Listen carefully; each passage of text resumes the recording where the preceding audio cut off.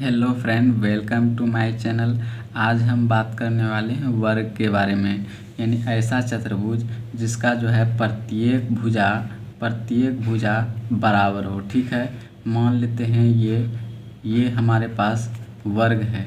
ठीक है, वर्ग है और इसका प्रत्येक भुजा क्या होता है, बराबर होता है। ठीक है, और प्रत्येक कोण क्या है, 90 डिग्री। ठीक है, प्रत्येक कोण 90 डिग्री है। ठीक है, ये भी कोण 90 डिग्री और ये भी कोण 90 डिग्री। ठीक है, तो प्रत्येक भुजा बराबर और प्रत्येक कोण 90 डिग्री, उसे हम क्या कहते हैं, तो वर्ग कहते हैं। ठीक है, उसे हम क्या कहते हैं, वर्ग कहते हैं। ठीक है, तो इसका क्षेत्रफल क्या होता है, तो क्षेत्रफल बराबर क्या होता है, तो क्षेत्रफल बराबर होता है लंबाई गुना चौड़ाई। हम कह सकते हैं आयत और वर्ग का क्षेत्रफल क्या होता है, लंबाई गुना चौड़ाई। तो लंबाई इसका चौड़ाई के बराबर होने के कारण तो भुजा गुना भुजा हो जाता है, तो ये भुजा स्क्वायर हो जाता है। तो हम इसको लिख सकते हैं पहले लंबाई गुना चौड़ाई। तो यहाँ पे क्या है, तो ए लंबाई है और ए चौड़ाई है, तो ये क्या हो गया मेरे पास, ए स्क्वायर, यानी ये क्या है, भुजा है। तो हम इसको कह सकते हैं भुजा स्क्वायर। ठीक है, भुजा स्क्वायर। ठीक है, तो आयत और वर्ग का क्षेत्रफल दोनों का क्या होता है, क्षेत्रफल लंबाई गुना चौड़ाई ही होता है। तो इसका प्रत्येक भुजा बराबर होने के कारण इसका क्षेत्रफल भुजा स्क्वायर हम बोलते हैं। ठीक है, तो इसका परिमाप क्या हो जाएगा, वर्ग का परिमाप या परिधि। ठीक है, बराबर क्या हो जाएगा, तो इस चारों भुजाओं का योग हो जाएगा। तो क्या करते हैं हम, 4 गुना भुजा कर देते हैं, 4 गुना भुजा। ठीक है, यही इसका परिधि कहला जाता है। ठीक है, तो हम अब बात करते हैं वर्ग के विकर्ण की। तो वर्ग का विकर्ण क्या होता है, तो वर्ग का विकर्ण जो है √2 गुना भुजा होता है। तो ये कैसे होता है, तो हम इसको अब जानेंगे। ठीक है, तो यहाँ पर देख पा रहे होंगे हम एक वर्ग बना लिए हैं जिसका प्रत्येक भुजा ए है और AC क्या कहलाता है, विकर्ण कहलाता है। ठीक है, तो विकर्ण AC निकालना है। तो यहाँ पर देख पा रहे होंगे इसका प्रत्येक कोण क्या होता है, वर्ग का, तो 90 डिग्री होता है। तो ABC एक क्या है, तो समकोण त्रिभुज है। तो समकोण त्रिभुज है तो उसका जो है AC कैसे ज्ञात करते हैं, यानी 2 भुजा दिया रहता है, तो तीसरा भुजा तो ये पाइथागोरस प्रमेय से हम निकाल लेते हैं। ठीक है, यानी कोई त्रिभुज दिया रहता है। ठीक है, मान लीजिए कोई त्रिभुज है और इसका 2 भुजा दिया रहे। ठीक है, 2 भुजा ए है, तो इसका जो है कर्ण क्या हो जाएगा, तो कर्ण निकालने के लिए क्या करते हैं हम, कर्ण निकालने के लिए क्या करते हैं हम, तो कर्ण निकालने के लिए पाइथागोरस प्रमेय का यूज करते हैं। तो उसी तरह से यहाँ पर जो है विकर्ण निकालने के लिए हम पाइथागोरस प्रमेय का यूज करेंगे। तो पाइथागोरस प्रमेय क्या हो जाता है, तो यानी कि कर्ण का वर्ग और लंब का वर्ग प्लस आधार का वर्ग। तो यहाँ पर क्या हो जाएगा, AC स्क्वायर बराबर क्या है, लंब, तो A square plus A square आधार, और इसको अगर हल करेंगे तो AC का होल स्क्वायर बराबर क्या हो जाएगा, 2A स्क्वायर, 2A जोड़ेंगे तो 2A स्क्वायर हो जाएगा। ठीक है, तो इसको हम आगे हल करेंगे तो क्या हो जाएगा, AC बराबर रूट में इसके यानी स्क्वायर इस पार आएगा, तो ये क्या हो जाएगा 2A स्क्वायर, और इसके पास इसका वर्ग है तो ये इससे कैंसिल हो जाएगा इसका रूट, और ये बाहर हो जाएगा। तो AC बराबर ये क्या हो जाएगा, AC बराबर क्या हो जाएगा, तो ये हो जाएगा 2, यानी ये रूट में रहेगा और गुना ये बाहर निकल जाएगा, क्योंकि ये इसका स्क्वायर है तो इसके ऊपर वाला वर्ग रूट कैंसिल हो जाएगा, इससे रूट कैंसिल हो जाएगा तो ये बाहर आ जाएगा। और जो है अब क्या हो गया, तो √2 और ए हमने क्या बनाया है, इसको ए हमने क्या माना, तो ये ए भुजा है, तो ये क्या हो जाएगा, भुजा। तो इस प्रकार से वर्ग का विकर्ण जो है √2 गुना भुजा होता है। ठीक है, इसको आप समझ पाए हो। अब जो है इसका और भी फंडामेंटल के हम बारे में बात करेंगे, ठीक है। तो इसका फंडामेंटल क्या कहला, A1 तो मान लेते हैं ये वर्ग है, ठीक है, ये वर्ग है। अगर हम इसके बीचों बीच विकर्ण खींचते हैं, विकर्ण किसको कहते हैं, कोई चतुर्भुज हो, पंचभुज हो, षष्ठभुज हो, तो उसके दो कोनों के बीच के रेखा को मिलाने वाले को विकर्ण कहते हैं। जैसे त्रिभुज में ये त्रिभुज में दो कोनों को मिलाने वाली रेखा को हम कर्ण कहते हैं, ये कर्ण कहलाता है। तो इसको यहाँ पर हम क्या कहेंगे, तो विकर्ण कहेंगे। तो ये विकर्ण जो है एक से अधिक खींचा जा सकता है चतुर्भुज में। जैसे यहाँ पर एक और खींच सकते हैं। तो समझेंगे अगर हम एक विकर्ण खींचे, यानी कोई भी वर्ग है, BCD है, ABCD कोई वर्ग है, अगर हम इसमें एक विकर्ण खींचे तो यहाँ पे दो त्रिभुज बनता है और ये दोनों त्रिभुज आपस में क्या होगा, बराबर होगा, ठीक है। और दूसरा नंबर क्या है, दूसरा नंबर है, मान लीजिए कोई वर्ग है और इसका भी नाम दे देते हैं ABCD, और यहाँ से हम कोई विकर्ण खींचते हैं और इधर से भी विकर्ण खींचते हैं, तो ये दोनों विकर्ण बराबर होगा। यानी AC बराबर BD, ठीक है। उसी प्रकार से ये जो है, ये दोनों आपस में क्या होता है, दोनों विकर्ण बराबर होता है, ठीक है। और ये जो है क्या होता है कि ये आपस में बराबर भागों में बांटता है। यानी और भी हम पॉइंट देके समझते हैं। यानी हम तीसरा नंबर में समझेंगे क्या, ठीक है, तीसरा नंबर में क्या समझेंगे कि कोई वर्ग है, ठीक है, मान लीजिए कोई वर्ग है, अगर कोई दो विकर्ण इस चतुर्भुज को यानी वर्ग को एक दूसरे को काटता है, तो ये जो है सभी त्रिभुज आपस में बराबर होंगे। यानी कोई भी वर्ग के अंदर दो विकर्ण को मिलाने पर जितने भी त्रिभुज बनते हैं ये आपस में क्या होते हैं, बराबर होते हैं, ठीक है। आगे की ओर समझते हैं। तो यहाँ पर अगर हम आगे समझें तो अगर मान लीजिए मेरे पास ये वर्ग है, ठीक है, ये वर्ग है, ठीक है, यहाँ से अगर हम इसको मिलाए, ठीक है, और इसको मिलाए, और ये जो है प्रत्येक भुजा, ये प्रत्येक विकर्ण का, यानी मान लेते हैं ये O है, ये ABCD, तो ये प्रत्येक टुकड़ा आपस में बराबर होगा, ठीक है। और ये सब आपस में बराबर बराबर भागों में बटेगा। यानी हम कह सकते हैं इसको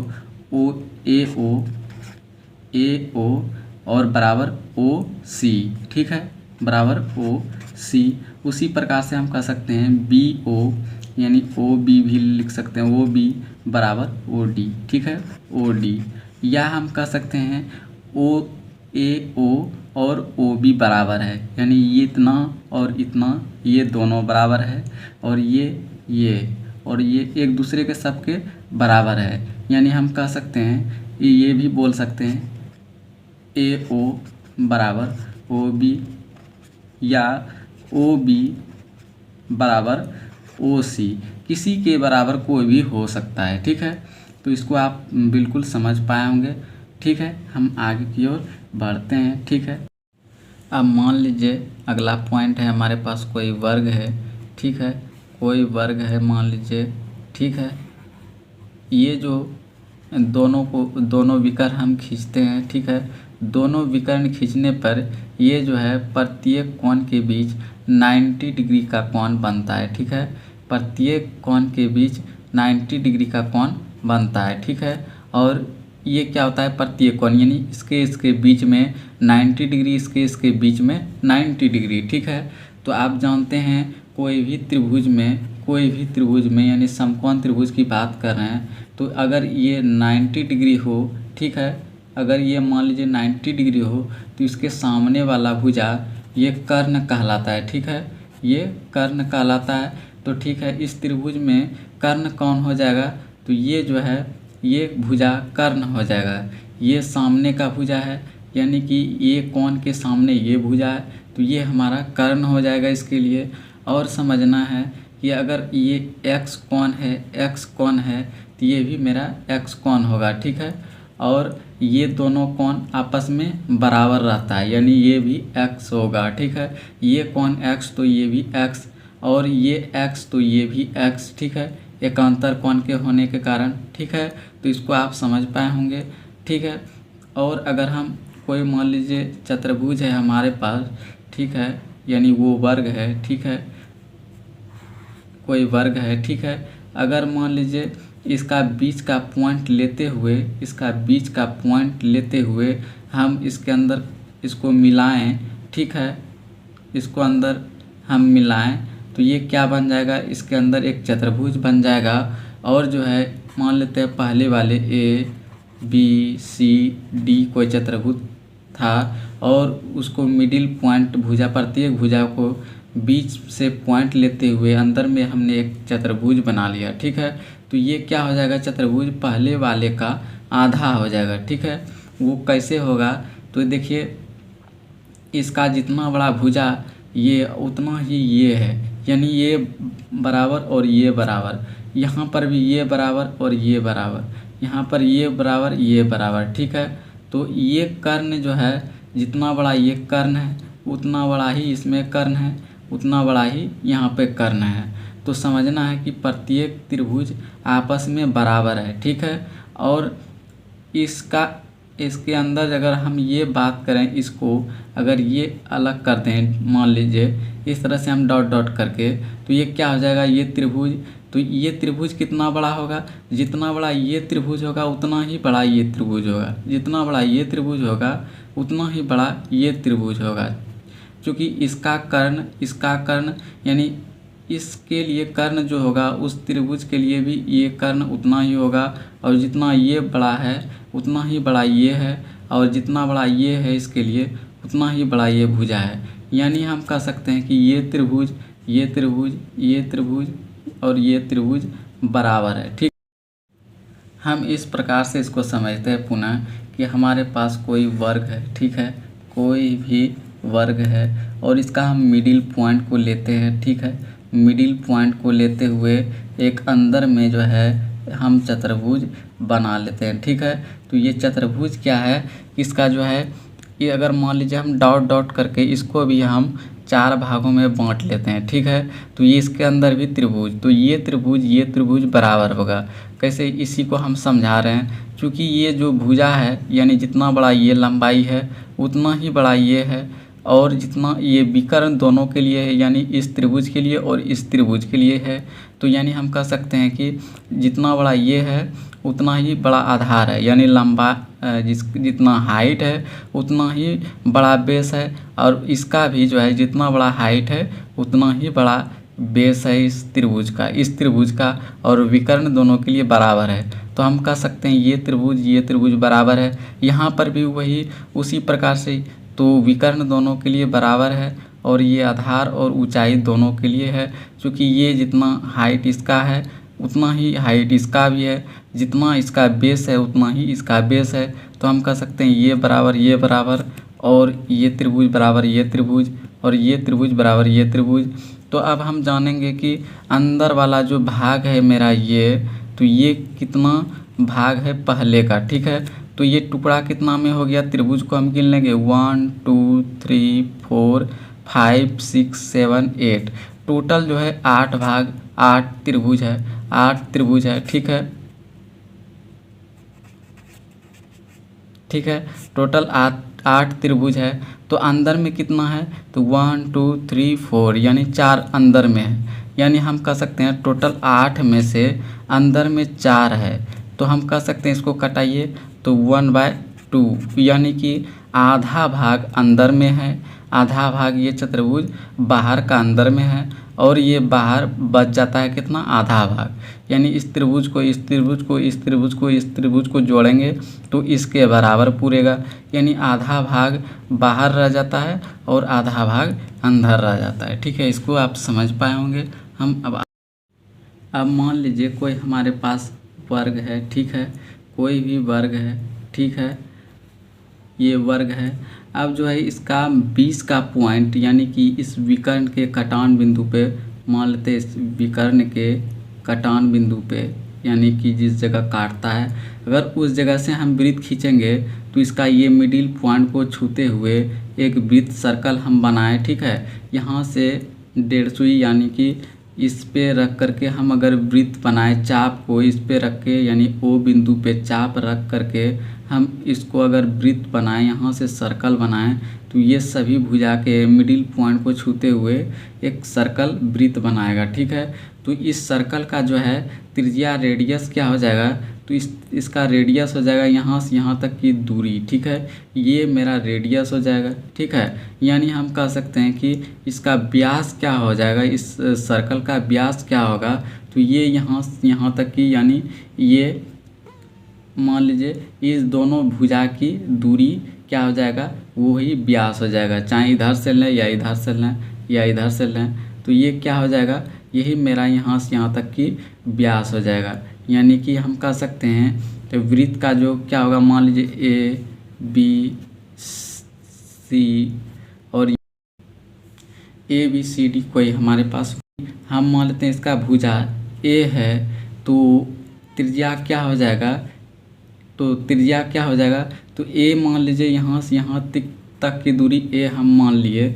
ठीक है, तो ये ए हो जाएगा व्यास, तो ये क्या हो जाएगा, सबसे पहले तो ये हो जाएगा वृत्त का व्यास बराबर क्या हो जाएगा, तो ए हो जाएगा, तो त्रिज्या क्या हो जाएगा, तो a/2 यानी यही हो जाएगा त्रिज्या। ठीक है, अगर मान लीजिए हमारे पास कोई वर्ग है, ठीक है, कोई हमारे पास वर्ग है,